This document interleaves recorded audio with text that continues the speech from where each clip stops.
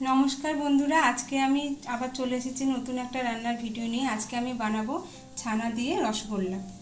তার জন্য লাগবে ছানা কাটানোর পাউডার দিয়ে ছানা কাটিয়ে রাখতে পারেন। আমি এটা ভিনিগার দিয়ে ছানাটাকে কাটিয়ে রেখেছি।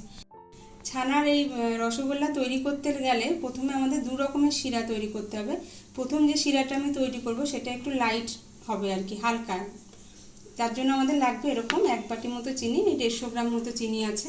এটাকে আমি এবারে গরম করব, জলের মধ্যে ফোটাবো। চিনিটা আমি দিয়ে দিলাম এর মধ্যে। এবার এর মধ্যে 1 বাটি মতো প্রায় চিনি ছিল, 3 বাটি জল দেব।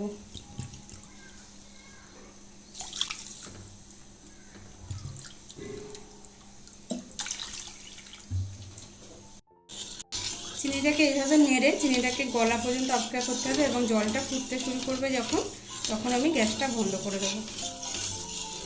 চিনির শিরাটা ফুটুক ওইটা। আমি এবারে ততক্ষণে এর মধ্যে নিয়ে নিয়েছি 5টা এলাচের ভেতরে দানাগুলো এই যে বার করে নিয়েছি, আর 1 চামচের একটু কম চিনি নিয়েছি। এটাকে একটু মিক্সির মধ্যে গুঁড়ো করে নেব।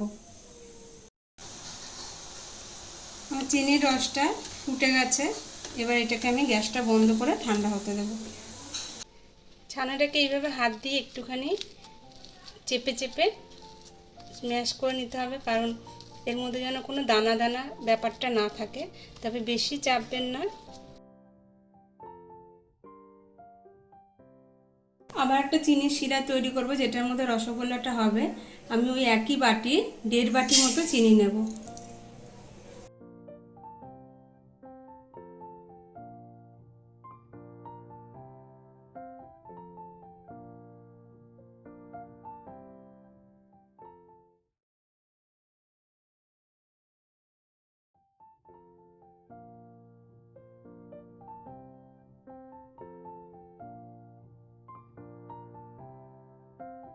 আমি ছানাটার মধ্যে টেবিল চামচের 1 চামচ ময়দা দিয়েছি, 1 টেবিল চামচ কর্নফ্লাওয়ার,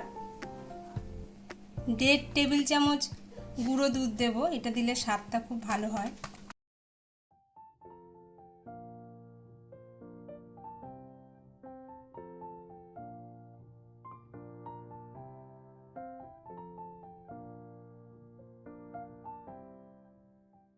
এটা আমাদের মাখতে হবে 7-8 মিনিট। প্রায় হয়ে গেছে আমার মাখা। আপনারা ওই মাখা ছানাটাকে এবার হাতে এইভাবে গোল গোল করে রসগোল্লার মতো আকার দিয়ে নেবেন। একটু আলতো হাতে চাপ দিয়ে গোল করবেন, নাহলে ওটা ফেটে যাবে। গায়ের মধ্যে যেন কোনো ক্র্যাক না থাকে।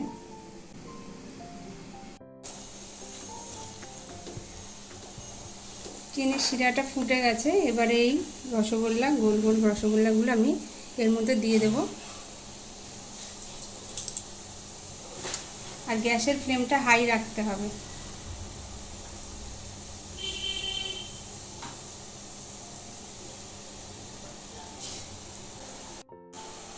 চিনি আর এলাচ যে গুঁড়ো করে রেখেছিলাম, সেই গুঁড়োটা আমি একটু এই রসের মধ্যে দিয়ে দেবো, যাতে ফ্লেভারটা একটু ভালো আসে।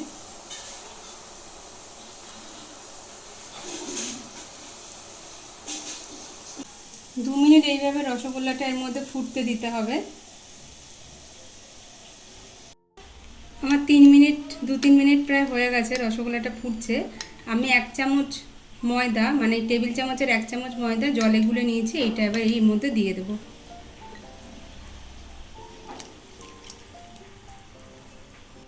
এটা দেওয়ার কারণ হলো, একটু পরেই দেখবেন এটা থেকে একটু ফেনা ফেনা হয়ে বুদবুদি কাটবে। ওইটা কাটলে কি হয়, ওই রসগোল্লা সবকটা দিক সমানভাবে তৈরি হবে। এই যে দেখুন, একটু বুদবুদ মতো উঠছে, ফেনা ফেনা মতো। এবারে আমি এটাকে ঢাকা দিয়ে দেব।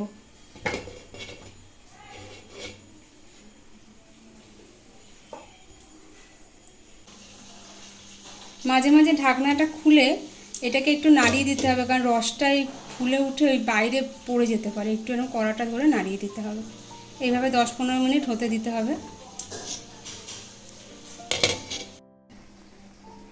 দেখুন, রসটা ঘন হয়ে এসছে। ঘন হয়ে গেলে রসগোল্লা ঠিকমতো হয় না, তাই আমি আবার একটু জল এর মধ্যে অ্যাড করলাম।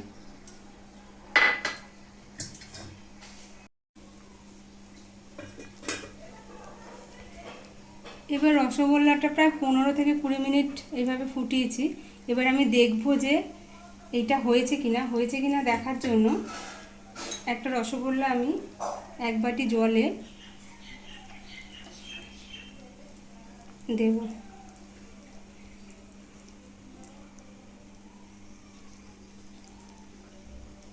দেখুন রসগোল্লাটা প্রায় ডুবে গেছে, তার মানে এটা হয়ে গেছে, রসগোল্লাটা ডুবে গেল পুরো। না ডুবে যদি ভেসে থাকতো তাহলে আমাকে আবার এটা আরও কিছুক্ষণ ফোটাতে হতো। আমার রসগোল্লাটা কমপ্লিট রেডি। এবার এটাকে আমি গ্যাসটা বন্ধ করে দেবো।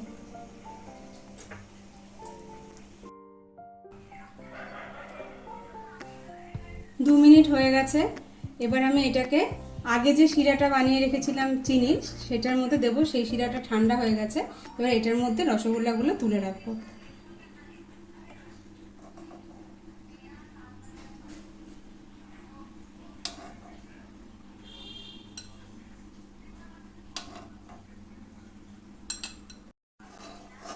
এইভাবে সবকটা রসগোল্লা আমি শিরার মধ্যে তুলে নিলাম।